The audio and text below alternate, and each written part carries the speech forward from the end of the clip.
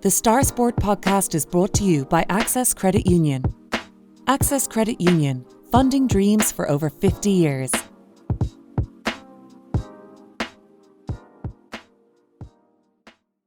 Close your eyes and pull like a dog. And a new Irish record for Phil Healy, 22.99.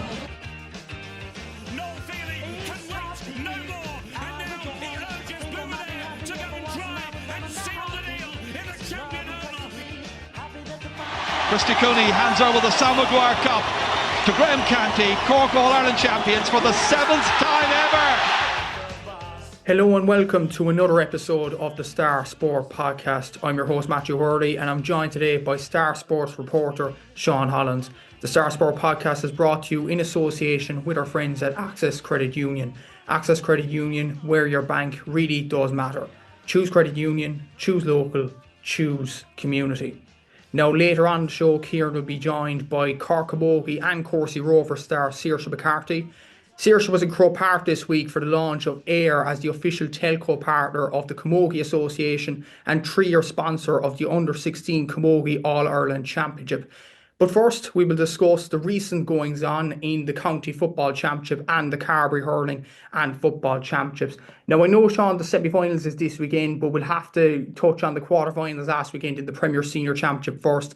And it was a game that you were at as well. Nemo Rangers 19 points, Clonakilty 2-13. Nemo won 5-4 on penalties, and that game went extra time as well. So heartbreak for Clonakilty in the end, losing this game that they fought so hard to win in this quarterfinal.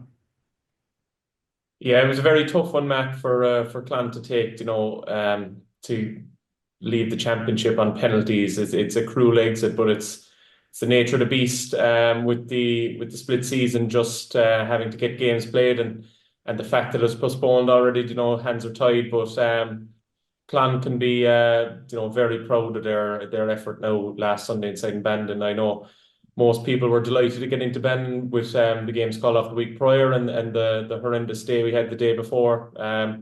People are itching to get in and consume a bit of live sport, and there wasn't one person that I'd say came out the gates at Charlie Hurley Park and didn't get value for money, because it was a fantastic game, must be said. And to be fair to Clon, even though they'd started very well, the second quarter kind of caught them. They were playing with the wind in the first half, and they ended up being down 10 points to 5 at the half. And a lot of people who were there probably saying, Nemo with the wind, you'd expect them to push on.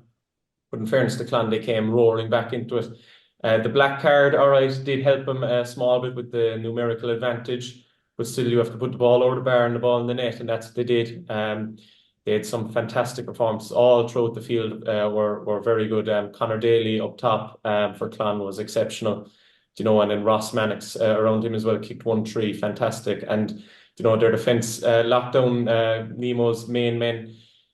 And it's a tough one looking back. What could they have done? What could they have done better? I know they attacked Nemo's kickouts with the banks of 4 and forced Micheál to go long, but Nemo really they had that sharpness and cuteness that they picked up a lot of the breaks.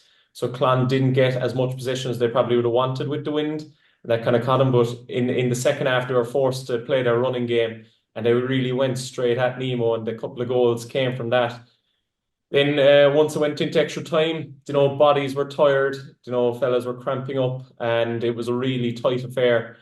And in fairness to Brian White, he had kicked the equaliser in normal time from play, and it was almost the exact same score he got with a free in extra time, just pipping over the top of the crossbar. And then obviously went to penalties, and you'd have to feel for the lad. Brian had saved Clon twice, bringing it to extra time and then to penalties. And then unfortunately, someone has to miss in penalty shootout. And unfortunately, it was him, the penalty saved by Micheál. And then Ross Cockfrey sent Nemo through. But it was a fantastic game for the neutrals. But it'll hurt Clon now for a while, I'd imagine. Yeah, it's a tough one to take for Clon, but thankfully we did have a brilliant game, unlike obviously last year in the 5 points to 4 game in Bandon, and there was great weather and all, which was great to see as well.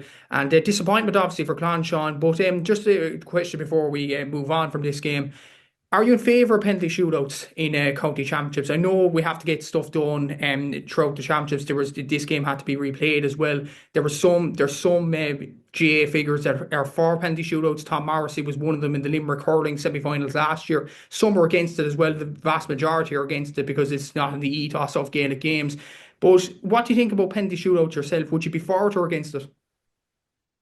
Well, it's quite simple. If you're on the winning side, you're for it, and if you're on the losing side, you're against it, Matt. But like, to be honest, I would be for it because of the nature of it. It is a skill, kicking the ball into the net. It's nothing too different to what they're used to. Players know as well going into the game that it could come down to penalties. It's not like it's landed on them before the game.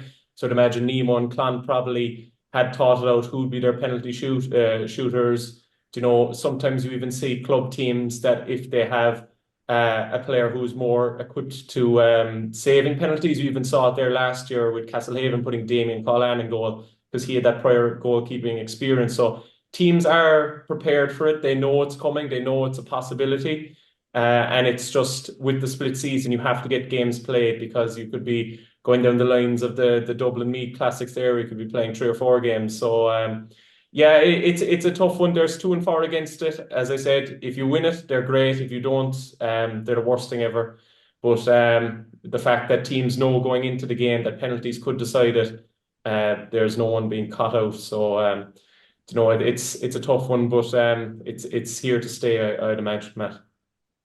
Yeah, it's differing opinions for many people across the country. There's no doubt about it. But Clonakilty were the wrong end of the penalty shootout on Sunday, unfortunately for them. And Nemo Rangers go through, and they'll play Mallow, who won as well in the quarter final over the weekend, 3-15 to 2-11 over Musgrave. So we have our semi-final pairings now. Mallow against Nemo at 2:30 this Saturday in Páirc Uí Chaoimh, and that'll be the curtain raiser to the big one, Castlehaven and St Finbarrs at 4:15 in Páirc Uí Chaoimh. Big 2 semi-finals, Sean. The big one that we're looking at here, Castlehaven, St Finbarrs, the 5th year in a row that these sides meet in the semi-final. We talked a bit about it in last week's podcast, but this week, it's all roads leading to this game. Like, it's going to be a cracker, surely. Yeah, the history would assume it would be, Matt. With the 4 previous ties, not much between them, and back again to our penalty shootout. So, locked at 2 wins each. It'll be interesting to see how it plays out. Obviously, as we know, Castlehaven have been absolutely flying this year, building on what they achieved in 2023. So St Finbarrs will be going in as underdogs. It's not often they go into games as underdogs, but it's just the nature of Castlehaven, how well they've been going. Now, Castlehaven do have a couple of injury doubts with the 2 Collans, Damien and Connor. Unlikely to play a part. We'll wait to see. And then obviously St Finbarrs have Sam Ryan and Billy Hennessy, 2 big absentees for them as well. But it'll be interesting to see how the game plays out in terms of will they be going 15 on 15? Will they be dropping players back? I know Castlehaven tend to bring their 2 wing forwards back to curb the fast, strong running game from St Finbarrs. So it'll be a tactical battle. I'd imagine both sets of management teams would have seen this matchup coming down the line eventually. So having that and on top of playing each other 4 years in a row, they know exactly what each team brings. So it'll be a very good contest now on Sunday, Matt. I'd imagine people will get their value for money going up to Páirc Uí Chaoimh to see those 2 Goliaths go at it. Hopefully. So, if you were to call who would win this game, Sean, I'm putting you on the spot, I know, but who would you see winning this game? Would it be the favourites, as you mentioned, Castlehaven, or will the Bars spring somewhat of a shock on Sunday? Yeah, it's an interesting one because if you said both teams were full health, I'd fancy the Haven. Damien Collan, I know he plays with the Hurlers, but he is an incredible footballer. I think the Cork footballers would really benefit from having him with the big ball. But if you see Damien Collan on the field, I'd give the nod to the Haven. If he's not, it's going to be touch and go. But it's a sticky one when you have the likes of like the Bars. You see it in the county championship all the time. The team that plays in a quarter final tend to come in a bit sharper into the semi-final. So if the Bars do get like a run on the Haven, it'll be tough for them to claw back because they'll know how to defend the lead. So a lot will hinge on the start, and then you have how well the Castlehaven forwards match up against the Bars backs, because Jack Callan has been flying it lately. He's really taken on the mantle this year. Michael Hurley has had a bit of a stop-start championship with injuries. Micheál Maguire, still a young fella. Can he rise to the occasion if he's seen on Sunday? And then obviously you've Brian Hurley, who the Bars know all about, and he's been the main thorn on their side. Then on the other side, you've Sherlock, and they brought Brian Hayes into their full forward line now to give him an extra angle up there. It'll really come down to a kick of a ball, Matt. But if I had to pick someone, I'd probably go with the Haven. Yeah, it should be a very, very interesting game. There's no doubt about it. And I would definitely recommend anybody in the Cork area to travel down to Páirc Uí Chaoimh to watch this thriller of a game. It should be between Castlehaven and St. Finbarrs. The other semi-final, obviously, as I mentioned before, is Nemo Rangers against Mallow, and that'll be worth going to as well as a curtain raiser. There is another game in the Premier Senior Championship as well involving West Cork sides, and it is Gabriel Rangers. They're up against Éire Óg in the relegation playoff on Saturday in Inniskeen at 1:30. This is the third time that it's rescheduled, so hopefully, fingers crossed, that it will go ahead as planned for the third time lucky. But Gabriel Rangers, Sean, that this is a big game for them, obviously, against a decent enough Éire Óg side, and it's a fight for survival. Yeah, it's a game none of them really want to play, and on top of it, it's even harder when you're delaying a game that has such importance.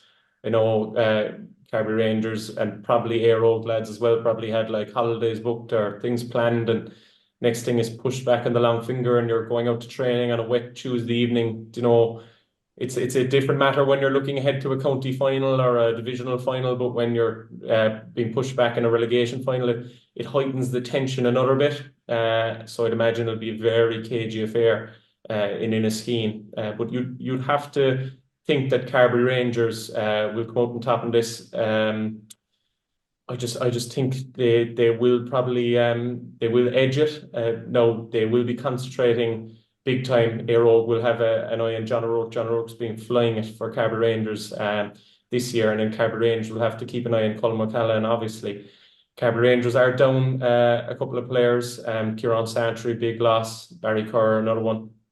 And Cian Daly. So it's going to be an interesting one. But again, I'd have to fancy the West Cork side to just about come out on top in that one, Matt. Yeah, hopefully Ross do the job and survive in this Premier Senior relegation playoff against Éire Óg, and definitely worth going to as well. Moving down to Senior A, the two semi-finals are Dohenys against Knocknagree on Saturday at 7:30, and of course Cantork against Carrigaline as well at 5:45. That's the curtain raiser to that. But Dohenys and Knocknagree, Sean, is an incredible encounter. When you looked at it last year, Dohenys were going as slight underdogs. Maybe many people would argue with the likes of Knocknagree having Owen McSweeney, Daniel O'Mahony and Patrick Doyle among their ranks. But Dohenys did beat them last year, and that would have given them confidence going into this one, I'm sure, into another bout with a decent Knocknagree team. Yeah, it's an interesting one in the fact that Dohenys are going in as underdogs for the bookies. So having beaten them last year, anyone that saw Dohenys were absolutely hopping off the ground in Páirc Uí Chaoimh last year. They're not probably getting the plaudits this year, but I can't really see why, because they came up against a really strong Cantork side in the first round, and Dohenys were missing a few players. Since then, they've got a good few names back, and they really started to pick up momentum. And even again, the last in the quarterfinal, a lot of the talk was about Kilnamartyra. Dohenys were going slightly under the radar, and it suited them big time. And you could see that playing into their hands again now this weekend with Knocknagree going in as many people's favourites.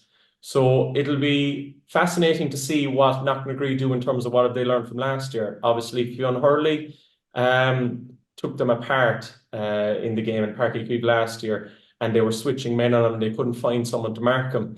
And I wrote in the Star this week just to preview it to see, obviously Dan O'Mahony is probably the best man marker in Cork. Will he be given a man marking role to pick up either Buckley, White or Hurley?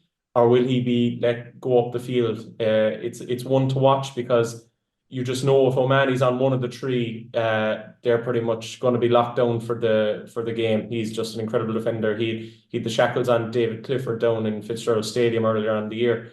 But it could be the fact that he's too much of a big of an influence to have back there and not rampaging forward. So that'll definitely be one to look out at. And Dohenys do have a very tough backline as well to keep the shackles on the likes of Max Sweeney. It'll be fascinating.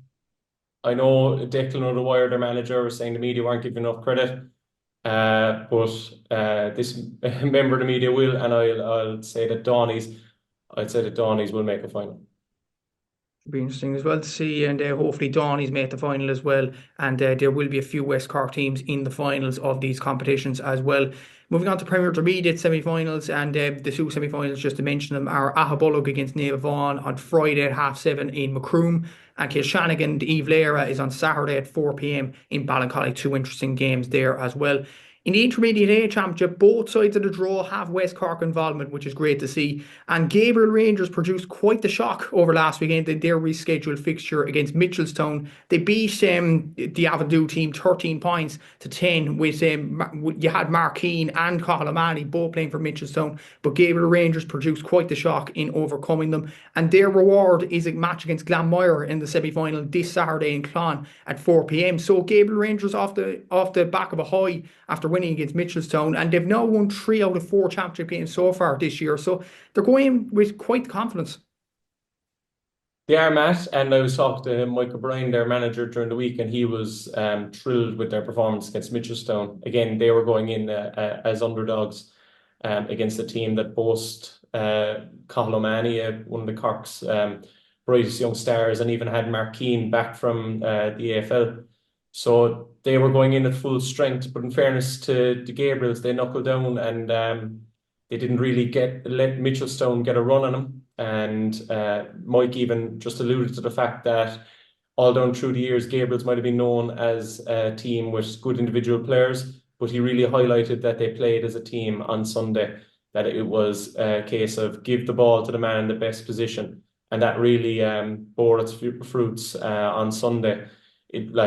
After beating the likes of Mitchelstown, who've been in 4 finals in the last 8 years, I think, they shouldn't fear anyone now. I know Glanmire gone straight into a semi-final. But as I said before, that anyone who plays a quarter-final and comes through, they have that extra game under their belts. They have that bit of form. They have that bit of momentum. Glanmire haven't played in a while now. Yeah, definitely so. And Glanmire's the other club in Glanmire, the Hurlers, Sarsfields are in the county final there as well. So they're aiming for a county double, more or less, around that area. So it should be a very interesting game between Gabriels and Glanmire, and on in Clonakilty at 4 p.m, as I said, on Saturday. The other side of the draw includes the Beara side, Adrigole. They're up against Boherbue on Saturday at 4 p.m. in Kilnamatra. And look, it was interesting. Look, I was at their last game against Gabriel Rangers in the group stage, and they were thrilled just to get over the line in that wet day in Cahill. And they were just delighted to get to a semi-final. They were there last year. They lost after extra time to Mitchelstown. They'll be aiming to get to the final this time around, because I'm sure the management team there in Adrigole would want the best for them and to get into this final. Boherbue are no slouches, obviously. They won 2 games in the group. They won a game in the quarter-final as well. So this will be a tough game to call as well. It should be, and Adrigole have been thereabouts in towards the end of the championships, and it's a credit to them, because speaking with Liam Harrington there during the week, their captain, a lot of them have to travel, an hour and a half down for training and back down the weekends for games. It's a lot of commitment that they're putting in, but everyone is rowing together to get to the final now this year, and they've had a very good year to this point, having won their league and coming in then and topping their group in the championship. They're flying at the moment, and they have a really strong defence, and they've plenty lads well able to kick points. Now they're at the other side of the coin to what Gabriel Rangers will be in terms of their sitting there waiting now the last few weeks. So they'll obviously have been going through Boherbue and seeing what they're like. They've probably done their homework there. But Adrigole will want to get off to a fast start on the weekend, Matt, if they're to have a chance. And hopefully Adrigole do that. It'll be brilliant if it is an all West Cork final between Adrigole and Gabriels, but we'll have to see how they get on against Glanmire and Boherbue this weekend. In the final county championship, semi-final pairing as well in the Premier Junior Championship, it is Kinsale against Cannavee at 4 p.m. in Ballyanley, and Buttevants against Kilmurray in Grenagh at 4 p.m. on Saturday as well. So two interesting semi-finals there in Premier Junior. Moving down to the Carbery Junior A Football Championship, and there was a quarter-final last weekend. Kilmacabea would be probably the favourites in the Carbery Junior A Championship, but they got quite the scare last weekend against Randall Oak. They only won 13 points to 1-8, and Randalls were very, very close throughout in this game. So Kilmacabea march on, Sean, but Randalls deserve a lot of credit for pushing it to be a close game. They do, Matt. They're a club that have been going strength to strength the last few years, in fairness to them. And a lot of people, probably including myself, would have thought Kilmacabea would have coasted home on Sunday. But in fairness to Randalls, what a performance they gave. They were leading at half-time. They were leading with 5 minutes to go. But Kilmacabea just had that small bit of extra guile and edge to get over there. It was probably their experience of being in those knockout games so often. And I know from reading the report that Damien Gore was a huge benefit to him. He won their last few frees that Colin McCarthy put over to get him over the line. But Randalls deserve huge credit as well. They showed very well in the hurling championship, and then they showed extremely well as well in the football championship. And they're ones to look out for going into the future. But as you said, Kilmacabea probably the favourites. They'll now await the winners of Ballinascarty and St Mary's this weekend. That should be a very good affair in itself. And then on the other side, you have Mahonas and Castlehaven. So it's an open championship with Kilmacabea probably still pipping it in terms of who you think is going to win it. Yeah, definitely so. And as you mentioned there, the semi-final between Dublin and Mahonas and Castlehaven is on Friday at 7:30 in Dunmanway, and you have Bandascarty against St Mary's in the quarterfinals on Saturday at 4 p.m. in Newcestown. So it's two very interesting counters there as well. The Carbery Junior A Hurling Championship semi-finals have been completed. Dublin and Mahonas have continued their brilliant run, and they beat Newcestown's second team 2-12 to 11 points last weekend. And Bandascarty are in another Carbery Junior A Hurling Championship final after seeing off St James's on a scoreline of 120 to 11 points. So an interesting final pairing between Bandascarty and Dublin and Mahonas. Two clubs that could still do the Carbery Junior A doubles. So it promises to be an interesting encounter.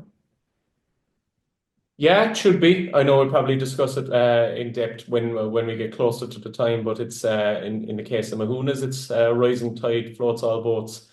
When they're going well in the football, they're going extremely well as well in the hurling, and they haven't been beaten all year in the hurling, having won all their league games, and they've gone 4 for 4 in the championship as well. And Bell obviously qualifying in their county league, and they've been a team that have won all their games to this point as well. So that will be a really fascinating one, and I'd imagine it'll probably draw a big crowd that weekend. It should do, yeah. And obviously, as Sean said there, we will discuss the game as it comes closer. We'll take a quick break, and after the break, we'll be joined by Saoirse McCarthy, the Cork Camogie star. The Star Sport podcast is brought to you by Access Credit Union. Access Credit Union, funding dreams for over 50 years.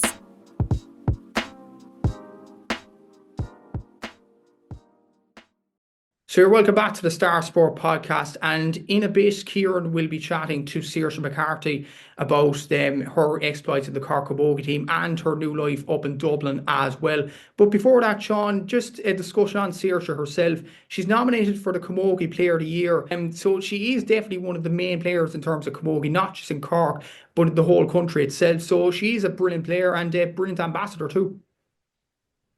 Oh, fantastic. Saoirse's had a brilliant year, for Cork. She even continued that form into Courcey Rovers in the club championship, and, was the standout player for them as well. She's going from strength to strength. She's still young enough as well, that the fact that she could rise to even greater heights. But I'd imagine she's probably locked in for an All-Star this year. The fact that she's being nominated for Player of the Year. So it'd be a fantastic achievement to see her win it. It'd be brilliant for people of Ballinascarty and for the Courcey Rovers club. But she's a fantastic player. Plenty energy, long range striking. She's well able to do it all. So it'd be a fantastic achievement, and fingers crossed she gets the nod. Definitely so. And let's hear from Saoirse now. We're delighted now to be joined on the Star Sport podcast by a very familiar face, Saoirse McCarthy, who was at the launch of the announcement of AIR as the official telco partner of the Camogie Association. And I see, Saoirse, you're back in Croke Park. Is this your first time back since the All-Ireland final? Yeah. Well, actually, no. I was here last week. I went abseiling off the top. Wait, I went off the top scoreboard. So I was here last week, but it's my first time in the dressing room since then. Talk to me about abseiling off the scoreboard in Croke Park. How does that come about? So I work with Movember and the ahead of the game. So basically, it's like through the GPA, we go around to different clubs in Munster, now Leinster, or everywhere in the country really, but myself. And we give talks to kids about mental health and their parents as well. And it's just creating a mentally healthy and mentally fitter community, basically. But Movember were running this, and someone pulled out of it, and they had a few spaces, so we kind of jumped at the opportunity to do it. So how does abseiling in Croke Park compare to scoring in Croke Park? It's a different view. We'll take the score though. Oh, good stuff. Like you said, like you're like back in the dressing rooms again. Like it's August. Like the time is flying since Cork beat Galway. Are you the type of player, Saoirse, who kind of dwell on or reflect on the success that you've had this season, or are you the kind of player who just kind of drives on to the next goal, or how do you approach it? Oh, I definitely enjoy it.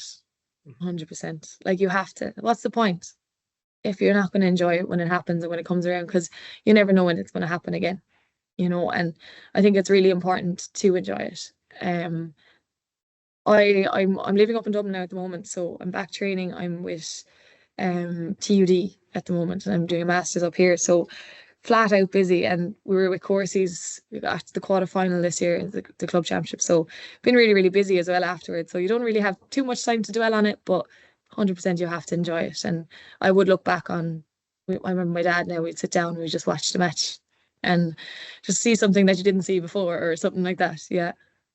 Okay, so how you found swapping Ballinspittle for Dublin? I'd say it's a bit of a change of pace, is it? A small bit, not really. Like Ballinspittle is the centre of the universe, so like yeah, no, it's very different. And I said to my mom, I was like, Mom, I haven't seen one person I know yet. And they were like, she was like, how are you going to know anyone up there? I said, I don't know, like yeah, no, it's good. It's a massive learning curve. I never lived out of home before, so yeah, learning loads. They're settling in well above, so they're looking after you. They are. They're being very good. And like I'm kind of living with like athletes as well. So I'm living with Roisin McCormick from Antrim, Paralympian Nicole Turner, and a pentathlete Hannah. She's actually from Cork as well. So it's nice. It's a nice little group as well. Yeah. Oh, great stuff. Best looking at. And you mentioned there too, Saoirse, about, I suppose, enjoying the celebrations after. And I think what's very kind of obvious with this current Cork group, you get on so well. Like there's great friendships there. I'm just thinking back to a few weeks ago when Ciara Sullivan got her West Cork Sports Star Award, and you turned up, and Millie Condon was there. Yeah. Like you're great friends off the pitch as well as on it. And do you think that's a big part of the enjoyment? 100%. Yeah. And like we win together, we lose together. Like I always say this, that I've been playing since I was 18, and hopefully we'll play for many years to go. And you're spending so much time with these girls that you're eventually going to make friends. And like it's hard. It's not hard, but it can be difficult to have friends outside of that bubble as well, and make time for them regularly. So these are the people that you see literally every single day, and we'll continue to see them and go through stages of life together. Like I remember, like myself and Laura Hayes have been playing together since we were 13, and like literally every year. And I would have never met her before that because she was from Catherine's, and it's about an hour and a bit away from my house.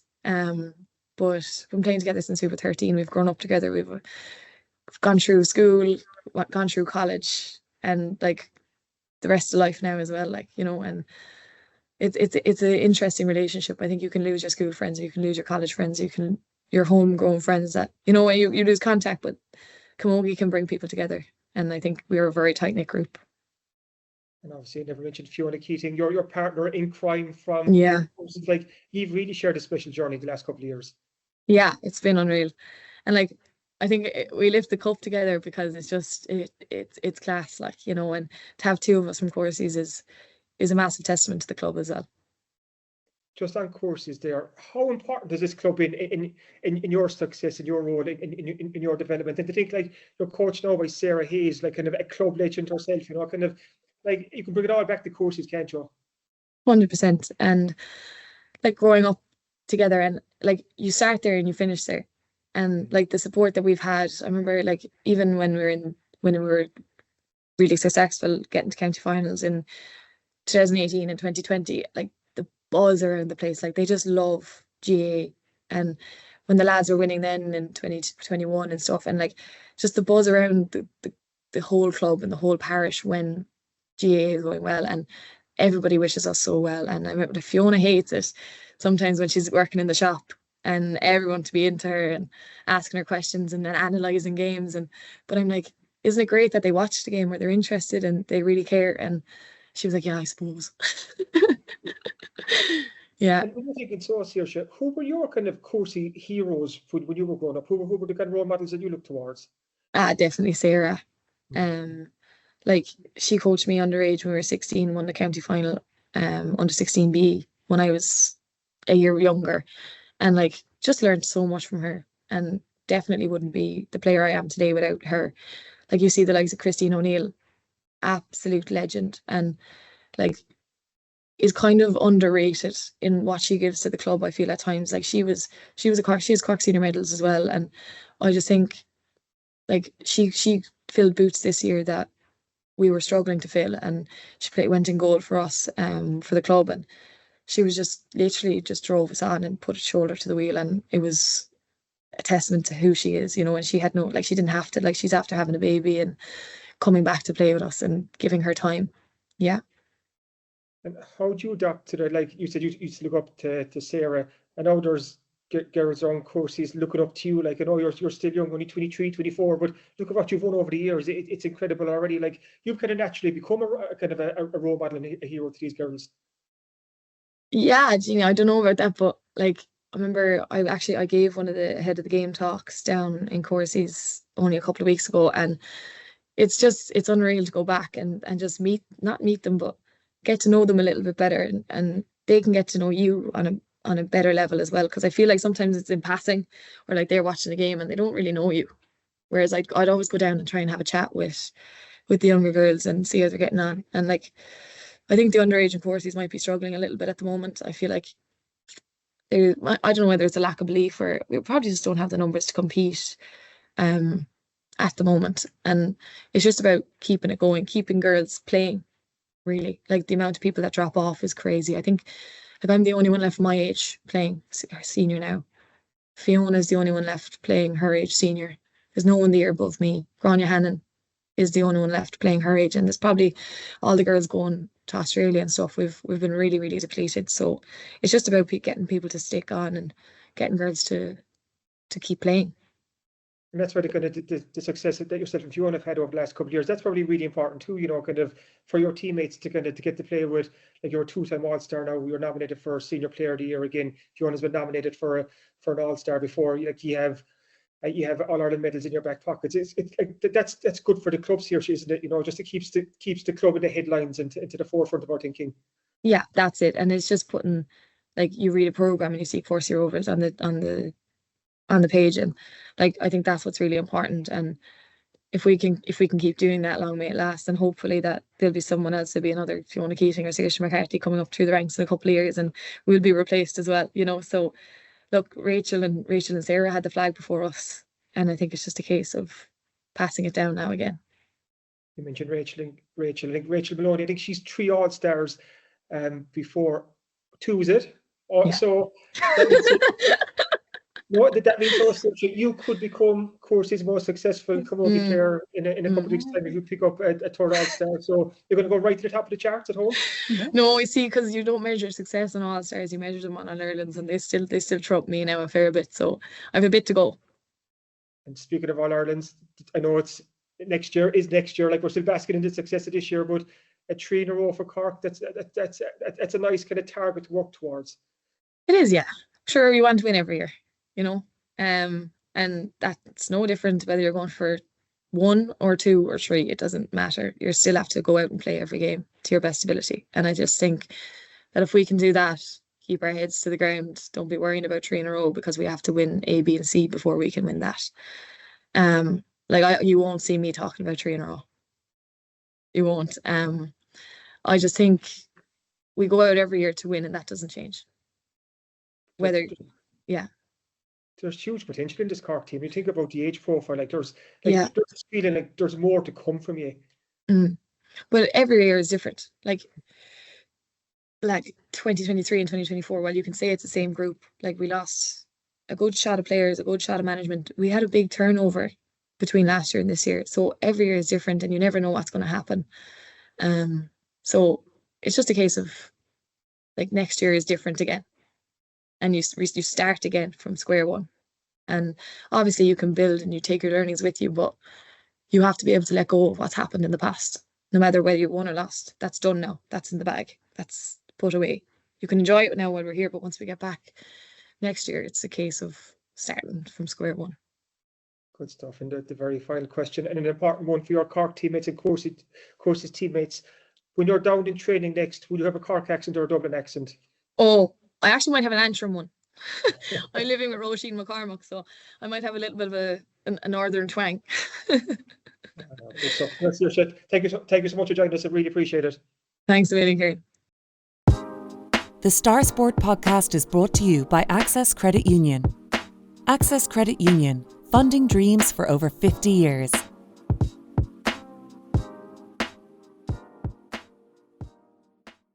So it's that time of the week again where we look at what's in store for readers of the Southern Star this Thursday in the sports section, and it is action-packed as usual. O'Donnell Rossa are in an Cork LGFA intermediate final this weekend against Neva Vaughan, and we'll be chatting to their captain Laura O'Mahony ahead of that county final, which is a brilliant interview in itself as well. Previews for the semi-finals in the men's side as well in the county championship, starting off with Castlehaven forward Michael Hurley and his hope that the best is yet to come after a stop-start championship for himself. Obviously Castlehaven come up against St Finbarr's as mentioned earlier in the podcast. Dohenys come up against Knocknagree in the Senior A Football Championship semi-final, and we'll be chatting to Stephen Daly as the Domanway club prepare for that Senior A Championship semi-final in Páirc Uí Chaoimh. Adrigole captain Liam Harrington and Gabriel Rangers manager Mike O'Brien are also interviewed in the paper this week ahead of their Intermediate A Football Championship semi-finals against Boherbue and Glanmire respectively. There's also the best coverage there for the Carbery Junior A Hurling Championship semi-finals as Ballinascarty and Mahoonah's advanced to the final, beating St James's and Mitchelstown respectively in those semi-finals, and the Carbery Junior A Football Championship quarter-final between Kilmacabea and Randallogue. That report will be available in this week's paper as well. Moving on to rugby, former Munster women's head coach Laura Guest will be chatting about the rise of Enya Breen after the Skibbereen woman captained Ireland in their game against Canada recently. So a very good achievement for Enya Breen there. And of course, there's lots more this week in this sports section, including John Hayes' weekly column on this weekend's county championship semi-finals. As usual, if you're further afield or can't make it to the shops, you could subscribe to the Southern Star and get the Southern Star on your laptop, tablet or phone. Just go to www.southernstar.ie/subscribe, enter your details, and you'll get an exact replica of the newspaper for less than €2 per week. As always, thanks for listening to the Star Sport podcast, and thanks again to our sponsors at Access Credit Union. If you've enjoyed this, please remember to rate, review and subscribe wherever you get your podcasts, and we'll chat again next week. Until then, take care.